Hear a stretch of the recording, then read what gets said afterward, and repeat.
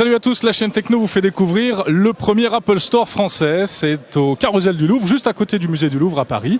C'est le premier, il va y en avoir 3 en France, un autre à Montpellier qui ouvre très prochainement et un autre à l'Opéra, à Paris encore pour l'été prochain. C'est un événement, c'est la première fois qu'Apple ouvre un magasin spécifique en France. Ça a été très très long à se mettre en place, évidemment c'était très attendu par toute la communauté des macophiles.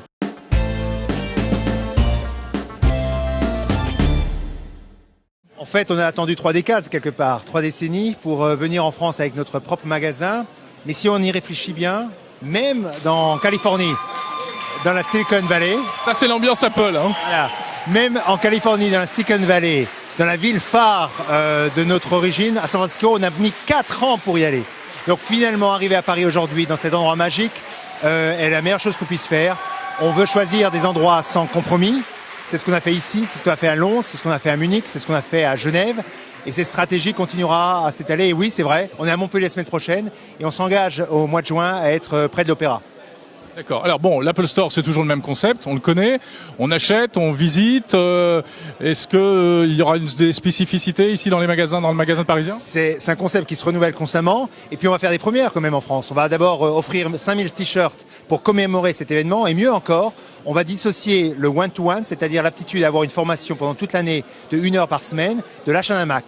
1000 personnes pourront samedi avoir gratuitement une formation, pour 99 €, une formation one-to-one sans avoir acheté un Mac. Et on espère évidemment que cela les touchera et ils feront le switch. Au-delà de cela, oui, il y a toujours le Genius Bar, il y a toujours le concierge, il y a toujours l'aptitude à avoir accès à des créatifs qui vont vous expliquer comment gérer vos actifs médias, la photo, l'image, la vidéo. Et puis il y aura toujours aussi un service qu'on veut être le meilleur qui soit dans cet univers. Qu'est-ce que c'est le Genius Bar? Rappelez-nous le principe. Alors le Genius Bar, c'est ce qui est à ma droite.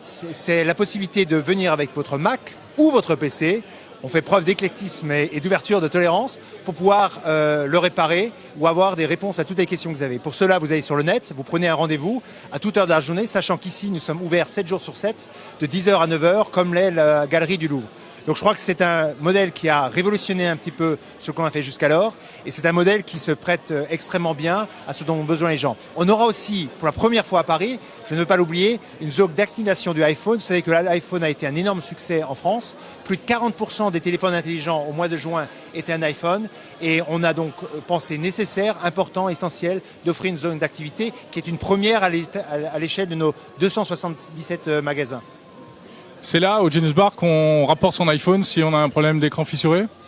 C'est là que vous pouvez ramener votre iPhone, mais comme il n'y a pas ou si peu d'écrans fissurés, je pense que vous pourrez venir nous retrouver pour bien d'autres rencontres et d'autres problèmes. Ce sera par exemple pour switcher de Windows à Mac. Bonne idée, n'est-ce pas ?